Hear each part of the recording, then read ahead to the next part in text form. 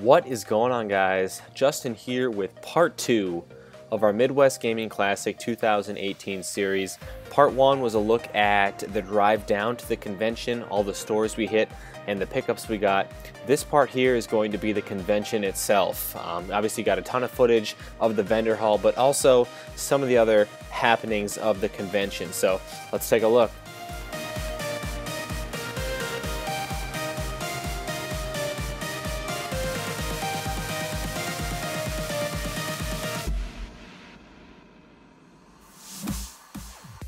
So this is the entrance to the vendor hall here. The footage is a little bit shaky, but it does get better. This new vendor hall, though, was massive, as you can see here. Definitely a much needed upgrade to the convention. So I'm just going to roll this footage here as I give my thoughts on the vendor hall. And the disclaimer that I give every year is that, you know, this is a collector's convention, so you're not going to walk into this vendor hall and catch any of the vendors slipping on their prices or anything. The other thing I've learned after quite a few years of MGC is that you have to walk into this vendor hall with a specific list of stuff in mind. If you walk in here thinking, oh, you know, I'll know what I want when I see it, or I'll see what piques my interest, you're going to walk out empty-handed. So my main focus once again this year was my N64 collection. I need about 20 to 25 titles to complete the collection, a few of which I was able to pick up on the drive down, but I had my list with me in the vendor hall. I was just looking for the booths that had the N64 games and looking to knock off as many of the cheaper filler titles off the list as I could. I will show what I ended up picking up here in just a moment, but first I wanted to show this pretty intense negotiation that my girlfriend caught on film here. Guy looking up prices on his phone, showing the vendor. He was not having any of that. No Sunday prices for him. Here's another booth that I wanted to show because while I don't have Ryan's vendor hall pickups to show in this video, he did actually find something pretty cool at this booth. His brother recently bought some Japanese N64 systems for his collection and has been looking for the Animal Crossing that came out for the N64 in Japan, and Ryan was actually able to find it for him at this booth for $40, I believe. So let's take a look at my pickups from the vendor hall. That NBA Jam 2000 on the top left was actually purchased for me by my buddy TJ for like $7 or $8, and I liked the plastic case that it came in so much that I made my way back to this same booth and actually found 3 more titles that I needed for my collection. You know, cheaper filler titles, but Track and Field 2000, NBA in the Zone 2000, and FIFA 98. The total on those 3 was $21. I offered the guy $20, you know, and he took it. So obviously not the best discount in the world, but for some filler titles that I haven't been able to track down yet, I'll take it. So these are 2 titles that I was eyeing up in the vendor hall on Saturday, but for $20 each, I was a little bit hesitant to pick them up for that. But on Sunday morning, I went back to this booth with a trade offer. I was offering him either a loose cartridge copy of Vice Project Doom or a loose cart Nightmare on Elm Street for the NES for the pair of these games. You know, both of those are $35, $40 games, but it was just a little too close for comfort for this vendor on the deal. So I said, hey, what's the best deal you can give me on them? And he sold them to me for $35 cash. And finally, for the N64, I picked up Rat Attack and Fighter's Destiny 2. Now, I was actually at a booth like 5 minutes prior to this that had a Rat Attack priced for $25. I offered him $20 and he wouldn't do it.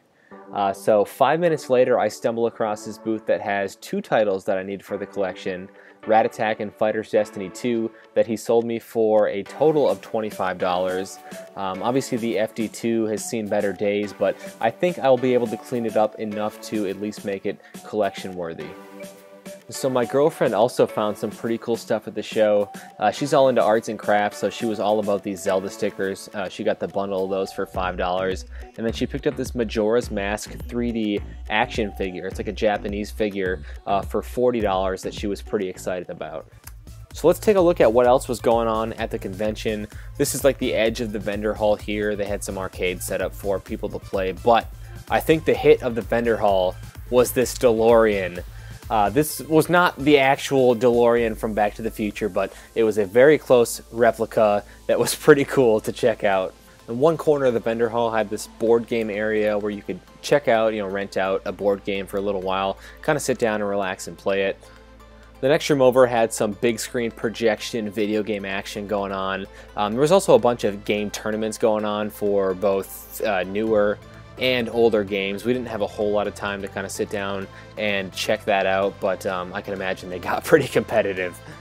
And then, as always, they had like their video game museum room set up, which basically has any console you can possibly imagine, all the way back to like the old TI computers up to more modern stuff like the Switch. And we never spend a whole lot of time sitting down and playing stuff in these rooms, but it's always cool to take a stroll through and at least see what they have.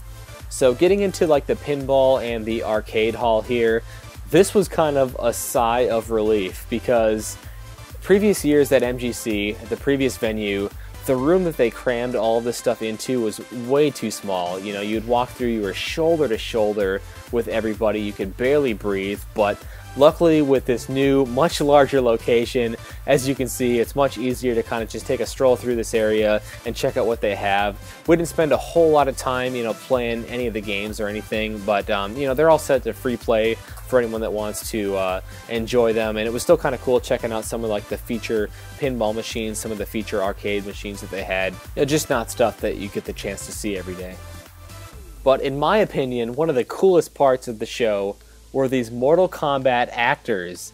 Johnny Cage, Shang Tsung, and Jax were in the building, taking pictures, signing autographs, and I just thought this was something really unique, something that I haven't seen at any of the MGC shows in the past.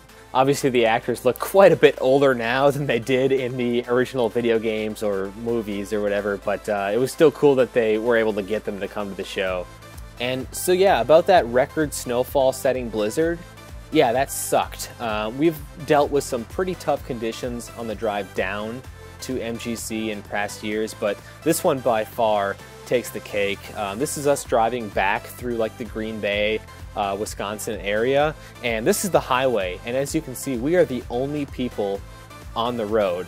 Now, a little disclaimer here, up where we're from, this type of weather happens multiple times a winter. It's nothing we haven't dealt with before. Luckily, we were in my girlfriend's CRV as opposed to my car, so we had all-wheel drive, and we were able to turn, a 5-hour drive into about a 7-hour drive, but we did make it home safely. And I actually felt bad for people that were trying to fly out of Milwaukee on Sunday morning, Sunday afternoon, because all the flights were canceled. And I actually know of a few people that were planning to come to the convention that had to flat out pass just due to the weather forecast. So it's unfortunate that Mother Nature had as big of a part as she did in this year's MGC, but all you can do is hope for better weather next year. Of course, we had a good time hanging out with some fellow YouTubers, having some drinks, playing some video games, and we're always looking forward to the coming years as well. So I want to thank you guys for sticking around and checking out this Midwest Gaming Classic 2018 series, and until the next video, take care.